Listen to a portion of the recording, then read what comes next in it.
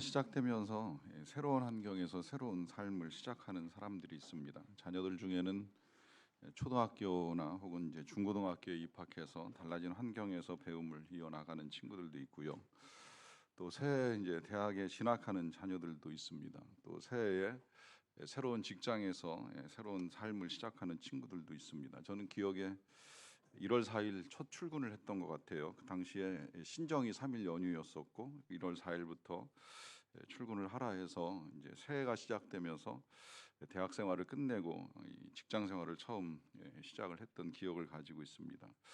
이렇게 이제 새로운 삶의 출발점에 서게 되면 설레임과 기대감을 갖게 됩니다. 그런데 막상 그 삶이 시작되고 난 다음에 기대만큼 좋다 혹은 감사하다라고 하는 표현보다 때로는 힘들다 혹은 어렵다라고 하면서 이제 실망을 표현하는 경우들을 종종 보게 됩니다. 전에 사역하던 교회에서 그 앞에 영락교에서 선생님으로 섬기셨던 분이 딸을 데리고 이제 아침에 찾아온 일이 있는데 숙대 수시 면접을 보는 날이었어요. 경쟁이 워낙 치열하기 때문에 가기 전에 기도를 받고 가고 싶다고 해서 오셔서 기도를 같이 하게 되었는데 정말 어렵게 대학을 들어간 줄로 알고 있습니다. 그런데 얼마 안 있다가 합격의 소식도 들려왔지만 그 이후에 이제 학교를 다니는 이 딸이 자퇴하겠다고 한다고 하면서 이 어머니가 연락을 해 오셨더라고요. 어떻게 들어간 학교인데 자퇴를 하려고 하느냐. 근데 딸은 뭐 실망해서 더 이상 못 다니겠다. 기대가 컸는데 학교 막상 다녀보니까 계속 다녀야 될 이유를 모르겠다라고 하면서 학교를 중단하겠다라고 하는 말을 합니다. 이런 일들이 흔하게 일어납니다. 기대와 소망 가운데 시작을 했지만 막상 시작하고 나면 이제 생각보다 기대만 못할 때가 있죠. 특히 이 코로나 시작될 때 대학 입학한 친구들이 그랬던 것 같아요. 우리 교회는 그 중에 이제 뭐 재수도 하고 삼수도 하고 들어간 친구들이 있는데 막상 대학은 시작이 되었지만 학교에 출석을 할 수도 없고 캠퍼스에 뭐 낭만이니 꿈이니 하는 이야기는 정말 꿈 같은 이야기로 들려올 뿐 대학 생활이라고 하는 것이 온라인으로 연결된 영상으로 강의를 듣는 것 외에 뭐 사람을 만나거나 하는 일들이 할 수 없다 보니까 이러려고 그 긴 시간 동안 수험 생활의 어려움을 견디며 공부를 했는가라고 하는 탄식을 하는 소리도 들었습니다.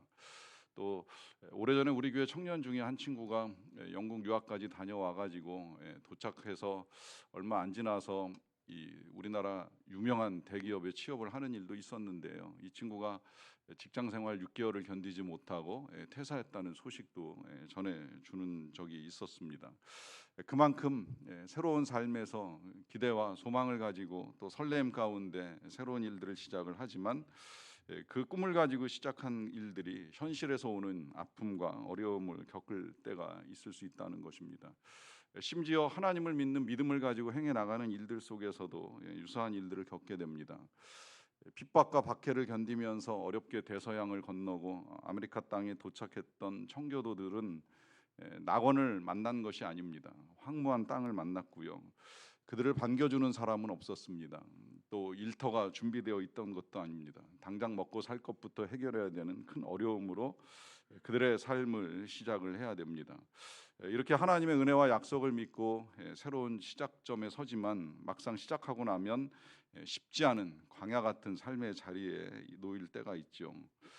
여러분들은 어떠신가요? 한 해를 시작하면서 다시 회복을 소망하셨는지요? 그 회복을 소망하면서 열심히 새벽을 깨우며 기도하시고 혹은 다시 말씀을 붙들고 말씀을 듣고 말씀을 묵상하고 심지어 우리 중에는 이제 말씀을 쓰고 계시는 분도 계시는데 그러면서 정말 잘 회복되기를 소망하셨는데 막상 시작된 지 보름이 지난 오늘 즈음에 회복이 되고 있는지 혹 이전보다 더 아플거나 힘든 것은 아닌가라고 하는 질문을 드려봅니다.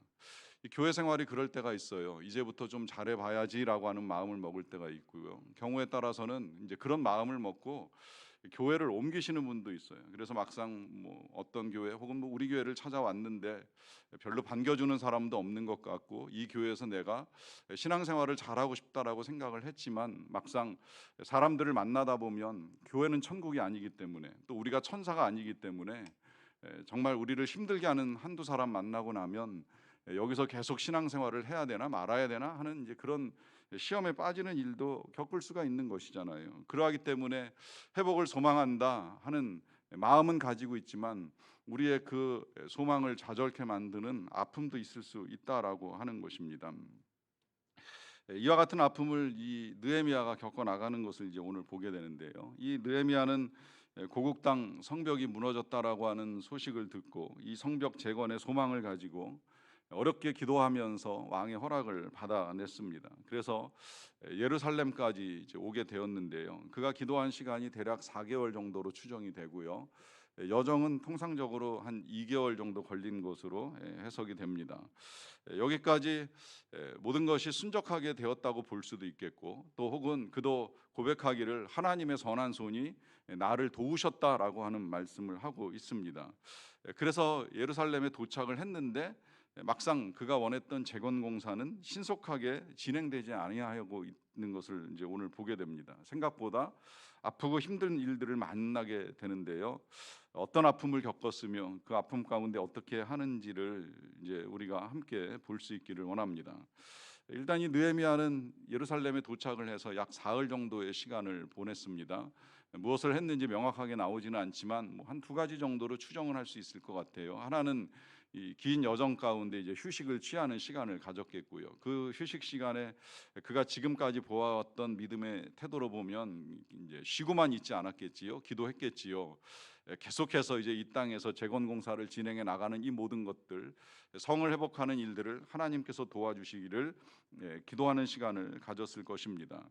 그렇게 기도하는 가운데 그는 이제 자신이 왔다는 소식을 아무에게도 알리지 않았어요. 또 자기가 이 성벽 재건 공사를 행할 것이다라고 하는 그 계획도 말하지 아니하였습니다. 이유는 아무래도 자칫하면 이제 여기 많은 오해와 소문이 발생할 수 있고, 그러다 보면 시비가 생길 수도 있고 방해가 될 수 있다는 걸 알고 있었기 때문입니다. 우리가 지난주에도 잠깐 끝에 본 것처럼 10절에 보면 이 느헤미야가 왔다는 소식을 듣고서 호른 사람 산발랏이나 뭐 종이었던 암몬 사람 도비아가 이 느헤미야가 왔다 하는 말을 듣고 근심하는 일이 있었잖아요. 이런 사람들이 있어요. 하나님의 선한 일이 진행되려고 하면 그 일을 다 동의하지 않는다는 거예요. 못마땅하게 여기고 반대하는 사람들이 있다는 것을 느헤미야도 모르지 않기 때문에 그는 이제 자신이 왔다는 사실이나 가지고 있는 계획들을 그대로 다 드러내지 아니하고 일단은 잠잠히 3일간의 시간을 보내면서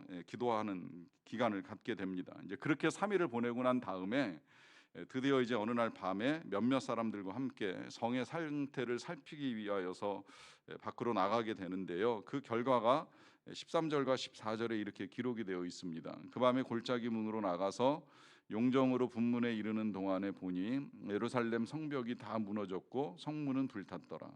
앞으로 나아가 샘문과 왕의 못에 이르러서는 탄 짐승이 지나갈 곳이 없는지라 합니다. 여기 보시는 대로 이제 성벽은 불타고 성벽은 다 무너지고 성문이 불탔다라고 하는 이 모든 현실을 들어왔던 걸 이제 눈으로 확인하고 몸으로 겪으면서 현실을 이제 실제로 경험하는 시간을 갖는 거예요. 여기에 지금 이 앞으로 나아가서 더 보니까 이제 더 이상 이 느헤미야가 타고 있는 짐승이 지나갈 곳이 없을 만큼 이제 길이 막혀 있는 것까지를 함께 이제 보게 됩니다.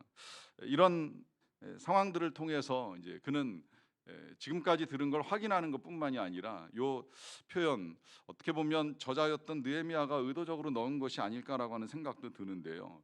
짐승이 탄 짐승이 지나갈 곳이 없을 정도가 되었다라고 하면 길이 막혀 있는 거잖아요. 이 길이 막혀 있는 것이 이게 지금 현실로 보면 그냥 갈 곳이 마땅치 않다. 그래서 이제 뭐 그것이 나귀가 되었건 말이 되었건 내려서 걸어갈 수밖에 없다라고 하는 이제 의미도 될 수 있겠지만 우리 인생에 있어서 길이 막혔다라고 하면 그건 이제 앞을 알 수 없는 거예요. 길이 앞이 캄캄한 거예요. 어디로 가야 될지 갈 바를 알지 못해서 방황하는 상황 혹은 헤매이는 상황이라고 해야 될 수도 있겠지요. 가끔 그럴 때가 있습니다. 꿈은 꿨는데 소망은 가졌는데 그 다음에는 내가 무엇을 해야 되지 어떻게 해야 될지 몰라서 이제 헤매일 때가 있어요. 제가 처음에 개척하던 이야기 종종 드리잖아요. 개척을 하라고 하시는 하나님의 말씀은 묵상과 성경을 통해서 분명하게 저는 들었어요. 개척하라 여호수아 17장 18절의 말씀 그대로 그 산지도 네 것이 되리라라고 하시는 말씀에 따라 하나님의 말씀을 듣고 그럼 개척을 해야 되나라고 하는 이제 생각을 가지고 가까운 사람 몇 사람에게 제가 개척을 하겠습니다라고 하는 말은 꺼내놓긴 꺼내놓았는데 그 다음에는 그야말로 이제 어디서 교회를 시작해야 될지 갈 바를 알지 못하는 거예요. 그래서 처음에 이 판교 땅뿐만이 아니라 뭐 하남 또 천호동 그리고 수지까지 여러 군데를 헤맸던 기억이 있는데, 그럴 때 제가 기도를 부탁하며 개척의 시작을 알리는 말씀을 전했던 성도님들 중에 몇 사람이 계속 질문을 해오는 겁니다. 어디서 하세요? 언제 하세요? 그런데 답을 못 하겠는 거예요. 언제 시작해야 될지, 어디서 해야 될지 그야말로 이제 길이 보이지 않는 겁니다. 혹시 그런 경험 하고 계시는지 모르겠어요. 뭔가 회복을 해야 되겠다라고 하는 건 분명한데 이 회복을 언제 어디서 어떻게 이루어 갈 것인가, 길이 보이지 않는 상황, 혹 이 회복이라고 하는 것이 꼭 필요하다라고 하는 건 분명하게 알고 있지만 이후에 내가 어찌 이것을 이루어갈지 몰라 답답해하는 그런 상황에 놓여 계시는지는 아니신지요. 여기서 이제 이 느헤미야가 중요한 걸 우리에게 보여주는데요. 이 느헤미야가 예루살렘에 도착했다고 해서 그가 바로 성벽 재건 공사를 하자고 사람들을 불러 모으지 않잖아요. 어떻게 보면 그는 시간이 급한 사람입니다. 왕의 허락을 받아가지고 예루살렘까지 오기는 했지만 시간이 길어지면 왕으로부터 어떤 일을 겪게 될지 모르잖아요. 그러니까 가능하면 이 공사를 빨리 끝내고 돌아가야 될지도 모르겠어요. 그런 상황 속에서 이 느헤미야가 조급하게 서두르지 않는다는 거예요. 성벽 재건 공사가 시급하고 또 귀국하는 일이 빨리 진행돼야 하는 걸 모르지는 않지만, 그렇다고 할지라도 기도하는 시간을 갖고 미리 조사하고 돌아보면서 살피는 시간을 갖습니다. 이것이 회복에 있어서 필요한 믿음의 태도입니다. 또 그가 이미 알고 왔어요. 예루살렘의 상태가 어떻게 되었는지 알고 왔어요. 그렇지만 그가 왜 밤에 나가서 다시 이 성벽이나 성문을 돌아보겠습니까? 다 안다고 해서 자만에 빠지지 않는 거예요. 여러분, 이거 굉장히 중요합니다. 우리 신앙생활 하다 보면, 특히 교회 생활에 연륜과 경력이 쌓이다 보면 그까짓 거 내가 모르나? 다 알지, 다 해봤지. 특별히 우리가 회복을 위해서 새벽 기도를 하고자 하고 기도를 드릴 때 같으면 나도 그거 해봤지, 새벽에 열심히 나가서 출석도 해봤지, 그런데 해봤더니 뭐 별거 있어? 이런 생각을 가진 이 자만함, 이 교만함이 하나님의 회복을 망치는 결과를 가져올 수 있다는 거예요. 그래서 느헤미야는 다 알고 다 들었지만 다시 자신의 눈으로 불편하지만 밤에 나가 확인을 하면서 돌아보는 시간을 갖는 거예요. 이 돌아봄, 정말 예루살렘의 상태가 어떠한지, 성벽이 어느 정도 불타가지고 재건하는 데 필요한 제목은 얼마나 필요하고 시간은 얼마나 걸릴지를 철저하게 점검하는 시간을 갖습니다. 여러분, 돌아보셔야 됩니다. 진짜 회복을 소망하시면 돌아보는 시간을 가지십시오. 정말 내 영적인 상태가 어떠한지, 내 믿음이 진짜인지 가짜인지, 이 믿음이 정말 하나님을 바라보고 있는 것인지 사람들을 쳐다보고 있는 것인지, 내가 지나온 과거 때문에 안주하고 있는 것은 아닌지, 하나님이 더 성장시키고자 하시는 하나님의 뜻에 내가 순종하며 나아가고 있는지에 대한 분명한 점검이 필요합니다. 다 안다고 자만에 빠지지 마십시오. 많은 경험을 했다고 해서 교만하지 마십시오. 정말 회복이 필요하다면 우리는 겸손하게 낮추고 은혜를 구하는 시간이 필요하고, 그 은혜를 구함에 있어서 나의 상태가 정말 어떠한가, 나의 믿음은, 나의 관계들은, 나의 사랑은 어떠한가라고 하는 것을 분명하게 돌아보는 시간이 우리에게 필요합니다. 그러는 가운데에 이 느헤미야가 이제 서두르지 않고 다시 또 기도하는 시간을 가져요. 왜냐하면 이 재건 공사가 진행되는 데는 우리가 지난주에도 보았듯이 뭐 나무도 있어야 되고 여러 가지 건축 재료들이 필요하지만 사람들이 정작 안 움직이면 아무것도 할 수가 없는 거거든요. 그런데 그 사람들의 마음을 움직이는 것 절대 쉬운 일이 아닙니다. 또 한편으로는 그게 어려운 일이기 때문에 이 느헤미야는 하나님께 기도를 드렸잖아요. 왕에게 은혜를 입게 해 주십시오라고 하는 기도를 드리면서 왕의 마음을 하나님이 움직이시는 걸 실제로 경험을 했어요. 그러고 나니까 이제 그 다음에 이 느헤미야가 여기 지금 이스라엘에 있는 백성들 혹은 뭐 방백들 여러 관리들의 마음을 하나님이 움직여 주십시오라고 하는 이제 기도를 드리는 것이겠지요. 이런 기도를 드리는 이유는 이런 무질서 속에서, 이런 이 성벽의 황무한 땅 앞에서 이 모든 것을 바로잡으실 분이 우리 하나님이시라는 분명한 믿음을 가지고 있었기 때문입니다. 우리 하나님이 이 세상을 창조하시기 전에 세상을 성경은 우리에게 표현하기를 땅이 혼돈하고 공허하다라고 하는 말씀을 합니다. 그만큼 황무한 상태였어요. 아무것도 보이지 않는 상태예요. 그런 혼돈 속에서 우리 하나님이 이 세상을 만드실 때에 만드신 세상은 질서 있는 우주입니다. 그 질서 속에 지금도 우주가 돌아가잖아요. 이 사람들의 죄악으로 말미암아 이 질서가 조금씩 깨지고 흐트러지는 걸 우리가 요새 보면서 참 안타까이 여기긴 하지만, 그래도 우리 하나님이 만드신 세상은 때가 되면 해가 뜨고 해가 지고, 때가 되면 이 겨울이 가고 봄이 찾아오는 이 만물의 질서가 흐트러진 적 없이 아주 아름답게 돌아가는 우주를 우리에게 만들어서 선물로 주셨어요. 그것이 혼돈 속에서 하나님의 전능하심 가운데 진행된 선한 역사이기에, 지금 이 느헤미야는 이 예루살렘의 혼돈스러움, 그 황폐하고 황무한 땅을 바라보면서 우리 질서의 하나님이 일해 주시기를, 또 사람들의 마음속에 흐트러졌던 그 모든 것들을 하나로 모아서 다시금 하나님의 선한 역사가 이루어질 수 있기를 위하여서 간절하게 기도하는 시간을 가지고 난 이후에, 그 다음에 이제 때가 이르렀을 때에 제사장들과 방백들과 귀족들을 모아서 이런 말을 합니다. 17절인데요. 후에 그들에게 이르기를, 우리가 당한 곤경은 너희도 보고 있는 바라. 예루살렘이 황폐하고 성문이 불탔으니 자 예루살렘 성을 건축하여 다시 수치를 당하지 말자 합니다. 자, 여기서 사람들을 모으고 느헤미야가 하는 이 말은 뭐 너무나 분명하지요. 그것은 지금 너희들 보는 그대로 이 성벽이 무너지고 성문 불탔으니 재건 공사를 같이 시작을 하자라고 하는 거예요. 그런데 이런 공사를 하자는 제안을 할 때 보시면 끝에 가서 다시 수치를 당하지 말자라고 하는 말을 합니다. 이 말은 지금 이 느헤미야나 이 예루살렘 사람들의 눈앞에 펼쳐진 현실이 수치스럽다고 말을 하는 거예요. 그러면 왜 그가 수치스럽다는 말을 하겠습니까?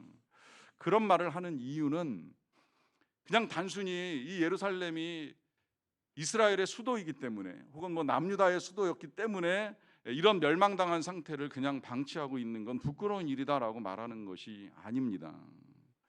이 상황을 수치스럽게 여기는 건 이 예루살렘이 다른 나라의 수도들하고 똑같은 수도가 아니잖아요. 이 예루살렘은 하나님이 택하신 도성이에요.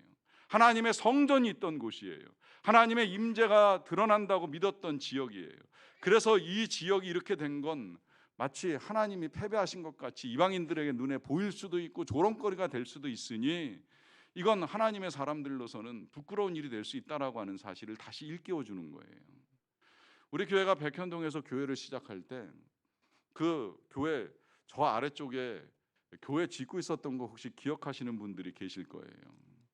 봉천동에 있던 교회가 이 판교 종교부지를 매입해가지고 들어와서 골조를 세우다가 공사가 중단이 됐어요. 저는 전도하러 이렇게 오며 가며 그 교회가 언제 세워지는가 하는 걸 유심히 지켜봤던 기억을 가지고 있습니다. 그런데 끝내 중단된 공사가 계속 진행되지를 않고 있는 거예요. 1년이 넘도록 그냥 철근 몇 개 세워놓고 H빔 몇 개 세워지고서는 공사가 더 이상은 진행되지 않더라고요. 우리 교회는 아니지만 남의 교회지만 보면서 좀 마음이 아팠어요. 이 상태로 더 이상 계속 가면 안 되는데 이건 정말 수치스러운 일이 될 수도 있겠다. 교회가 교회를 세우기 위해서 땅을 사고 골조를 세워가고 있는 중에 멈추어진 이 교회의 모습이 절대 하나님께 영광이 될 수는 없다라고 하는 것이 너무나도 분명하잖아요.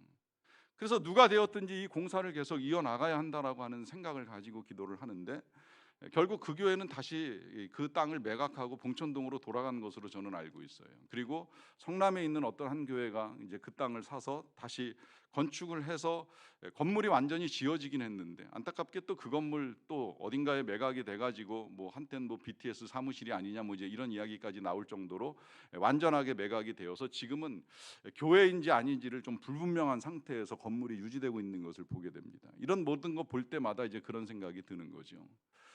이 건물은 그래도 하나님의 이름이 있던 곳인데, 하나님의 이름이 있다는 걸 안 믿는 사람들, 이방인들도 다 알고 있는데 이것이 이렇게 무너져 내리고 황폐하게 된 이 현실을 그냥 방치한다는 건 수치스러운 일이 아니겠는가.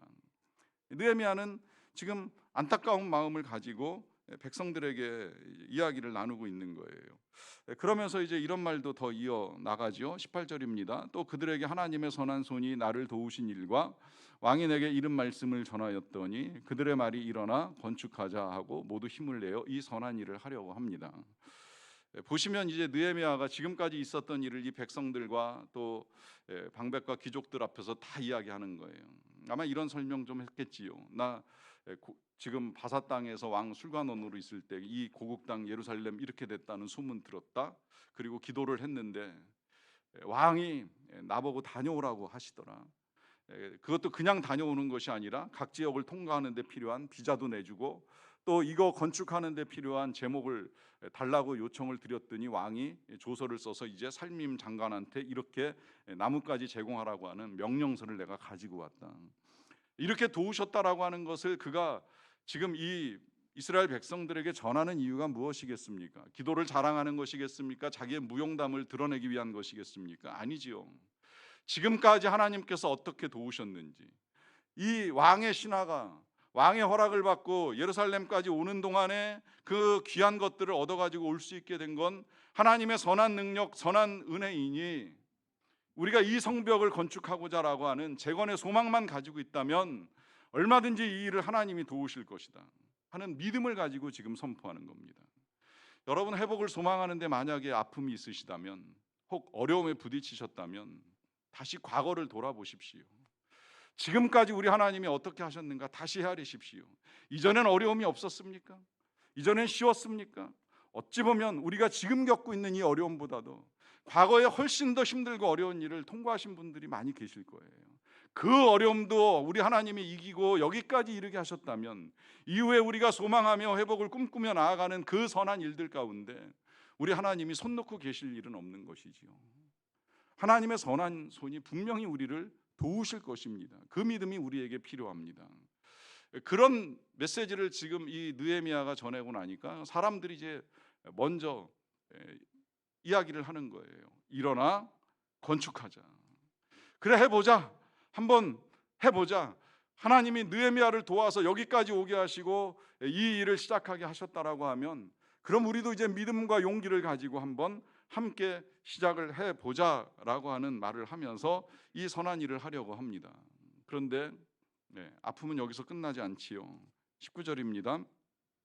호른 사람 산발락과 종이었던 암몬 사람 도비야와 아라비아 사람 게셈이 이 말을 듣고 우리를 업신여기고 우리를 비웃어 이르되 너희가 하는 일이 무엇이냐? 너희가 왕을 배반하고자 하느냐라고 합니다. 아까도 우리가 보았듯이 꼭 이런 사람들이 있습니다. 이 사람들이 이제 드디어 그 근심하는 거를 어떻게 하면 막아낼까라고 하는 이 생각 끝에 이 느헤미야가 전하는 말을 다 듣고 있다가 전혀 다른 방향의 말을 하고 있습니다. 그것은 너희가 도대체 뭘 하라고 하느냐? 너희가 왕을 배반하고자 하느냐라고 하는 말까지 합니다. 이 느헤미야가 왕을 배반할 생각이 없다라고 하는 건 너무나 분명한 사실이지요. 느헤미야는 다시 왕궁으로 돌아갈 사람입니다. 그리고 그는 이 예루살렘에 장시간 머물 계획을 가지고 온 것도 아닙니다. 왕에게 기한을 정하고 왔기 때문에 때가 되면 돌아가야 될 사람이고 돌아가면 다시 왕을 섬겨야 하는 것이 그의 직업이고 그가 해야 될 일이었던 것입니다. 그럼에도 불구하고 지금 느헤미야 입 밖으로 내지도 않은 말을 자기 나름대로 해석하고 혹은 곡해해서 비방하고 이 일을 막아서는 사람들이 있다는 거예요. 이러한 사람들 때문에 우리가 회복을 소망하고 나아간다 할지라도 우리가 아픔을 겪고 때로 우리가 낙심하고 절망하는 일들이 있게 됩니다. 여러분, 이런 일들이 우리 예수님 제자들에게도 있었던 거 아시지요? 이게 예수님의 제자들이 처음에 교회를 세우고 복음을 전할 때 겪었던 아픔이에요. 그들이 예수님을 전한 것은 예수님이 부활을 통해서 하나님의 아들이신 게 너무 분명하게 드러난 거예요. 그 이전까지는 그들도 잘 몰랐어요. 그런데 부활하신 예수님을 만나고 나니까 아, 진짜 살아계신 하나님의 아들이구나, 그분이 주, 그분이 메시아, 그분이 우리의 구원자이시구나 하는 게 너무나도 분명해서 그분에게 주라고 하는 단어를 쓰기 시작을 한 거예요. 그런데 이걸 못마땅하게 여기는 사람들이 이제 말을 바꾸는 거죠. 지금 이 예수님의 제자라고 하는 친구들이 로마 황제를 반역하려고 합니다. 로마 황제를 주로 모시지 아니하고 예수라는 자를 주로 모신다고 합니다라고 하면서 악한 소문을 퍼뜨리는 거예요. 이건 예수님도 겪으셨던 일인데, 우리 예수님은 오해를 받을 때 반역죄로 처형을 당하기도 하시지만 예수님이 빌라도 총독 앞에서 분명하게 말씀하셨잖아요. 내 나라는 이 땅에 속한 것이 아니다. 하늘에서 오신 하나님의 아들이시기 때문에 이 땅의 권세와 권력에 예수님은 요만큼도 관심이 없으셨던 분이에요. 그런데 사람들이 마치 우리 예수님이 이 로마를 전복하고 무슨 큰 나라라도 이룰 것처럼 오해하는 이런 일들이 퍼져나가다 보니까 예수님도 오해를 받고 처형을 당해요. 그걸 빌라도는 오히려 정확하게 알았어요. 내가 대화를 해보니까 이 사람 예수에게는 아무 죄가 없다 하는데도 불구하고 사람들이 십자가에 못 박으라고 하는 그 아우성을 이기지 못하고 내어주는 죄를 범하지만, 우리 예수님은 이 땅 권력에 관심을 가지신 분이 아니에요. 이미 하나님의 아들이시고 만물을 다스릴 권세를 가지신 분이 왜 이 땅의 권력에 관심을 두시겠어요? 그러나 그 예수님을 모르는 사람들, 하나님 나라의 일을 방해하는 사람들은 꼭 이런 나쁜 말을 가지고 곡해하고 비방하면서 하나님의 일을 그르치게 만들게 합니다. 오히려 사도 바울조차도 위에 있는 권세에 굴복하라라고 말씀을 하시면서, 이 권세는 하나님이 주셨고 하나님이 세우셨기 때문에 땅의 권세하고 맞서 싸울 생각을 가지고 있지는 않았어요. 문제는 그것을 받아들이고 해석하는 사람들이 이 소망과 선한 의도와는 전혀 관계없이 말하게 하는 일들로 말미암아 지금 우리의 마음을 낙심케 합니다. 이렇게 느헤미야의 마음을 낙심케 하는 사람들이 있게 됩니다. 하지만 이제 20절에서 느헤미야가 다시 이렇게 대답을 하지요. 내가 그들에게 대답하여 이르되 하늘의 하나님이 우리를 형통하게 하시리니 그의 종들인 우리가 일어나 건축하자 그래요. 자, 이것이 이제 우리가 소망 가운데 아픔을 겪을 때에 취하여야 될 또 하나의 태도입니다. 느헤미야가 아주 기가 막힌 선포를 하죠. 하늘의 하나님이 우리를 형통하게 하실 것이다. 느헤미야가 분명하게 확신을 한 거예요. 처음에 기도하면서 왕궁을 떠날 때부터 하나님이 형통케 하셔서 왕의 허락을 받는 일로부터 예루살렘에 이를 때까지의 모든 여정을 다 이끌어 주셨다는 걸 확인했잖아요. 여러분, 이런 확인은 지금 느헤미야만 하고 온 것이 아니라 우리가 새해 들어오면서 함께 확인을 했습니다. 하나님이 말씀하셨잖아요. 새해 첫 주간에 우리에게 계속해서 들려주신 하나님의 음성이 무엇입니까? 형통하리라 아닙니까? 네가 어디로 가든지 무엇을 하든지 형통하리라 말씀하여 주시면서 그 형통한 백성들이 때로는 발에 물을 적셔야 되는 어려움이 있을지라도 결국은 요단강 물이 멈추고 강을 건널 수 있다라고 하는 걸 우리의 눈앞에서 확인시켜 주셨잖아요. 또 지난 주간에는 우리가 새벽마다 말씀을 보면서 그 형통한 백성들이 첫 번째 전쟁 칼도 뽑지 않고 창도 들지 아니하였지만 그러나 하나님이 형통케 하여 주심으로 말미암아 여리고성, 그 철벽같이 닫혀 있었던 여리고성이 완전히 무너져 내리는 경험을 우리로 확인하게 해 주셨잖아요. 끊임없이 말씀을 통해서 하나님이 우리에게 확인시켜 주시는 엄연한 사실은 형통하게 해주시겠다라고 하는 거예요. 그러니 이제 우리에게 있어서 필요한 건, 여기 느헤미야가 아주 중요한 고백을 합니다. 그의 종들인 우리가 일어나 건축하자.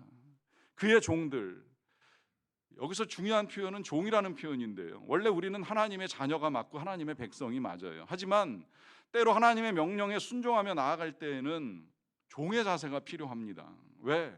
그래야 순종을 하는 거지요. 자녀는 좀 버티기도 하고요, 딴짓도 해요. 자기 마음대로 하기도 하고, 그래서 아버지가 책망을 할 때도 있지만 안 할 때도 있다는 걸 알고 살아가요. 그러나 이 중차대한 일, 지금 이렇게 예루살렘 성벽을 재건하는 일이나 무너진 우리의 믿음의 회복을 이루어가는 일들에 있어서만큼은 종의 마음이 좀 필요할 때가 있는 거예요. 종으로 순종하는 마음을 가져야 돼요. 거기서부터 아픔을 딛고 일어서는 회복의 역사가 일어납니다. 1885년 4월 5일 봄비 내리는 부활절 아침에 이 제물포 해변에 복음을 들고 첫 발을 내딘 언더우드 선교사가 하나님께 드린 기도가 있죠. 주여, 지금은 아무것도 보이지 않습니다. 메마르고 가난한 땅, 나무 한 그루 시원스레 자라오르지 못한 땅에 저희들을 옮겨와 심으셨습니다. 그 넓고 넓은 태평양을 건너왔다는 사실 자체가 기적입니다. 그런데 지금은 아무것도 보이지 않습니다. 보이는 것은 고집스럽게 얼룩진 어둠뿐입니다. 어둠과 가난한 인습에 묶여있는 조선 사람뿐입니다. 지금은 예배드릴 예배당도 없고 학교도 없고 그저 경계와 의심과 멸시와 천대만이 가득한 곳이지만 이곳이 머지않아 은총의 땅이 되리라는 것을 믿습니다. 우리나라 땅에 첫 발을 내디디면서 아픔을 겪었던 선교사의 고백이라고 할 수 있습니다. 그런데 그는 소망을 잃지 않고 기도를 했고요. 그 기도가 지금 오늘 우리의 현실에 어떻게 되었는지 아시지요? 이 땅에 교회 하나 없다고 보았던 이 땅에 수많은 교회가 세워지고 수많은 성도가 열매와 결실로 나타났습니다. 우리가 소망을 가지고 나아가는 자리에서 생각지 못한 아픔도 있을 수 있고 어려움도 있을 수 있습니다. 그러나 잊지 말아야 합니다. 우리를 형통하게 하시고 우리가 밟은 땅을 형통하게 하시고 우리가 만나는 사람들을 형통하게 하시는 분은 하나님이십니다. 그러하기에 우리 하나님께서 형통하게 하시리라라고 하는 분명한 믿음을 가지고 용기를 내어 나갈 수 있는 저와 여러분들이 다 되시기를 간절히 축원합니다. 우리 시간에 같이 기도하는 시간을 갖도록 하겠습니다. 먼저 여러분 돌아보십시오. 난 진짜 무엇을 소망하는가? 어떤 회복을 꿈꾸는가? 그리고 그 회복을 이루어가는 과정에 있어서 나는 누구의 도움, 무엇의 도움을 받을 것인가? 답이 분명하지 않습니까? 우리는 하나님의 도우심, 하나님의 선한 손, 하나님의 선한 능력이 필요합니다. 그 능력, 그 손 함께 구하며 하나님께 기도를 드리는 시간을 갖도록 하겠습니다.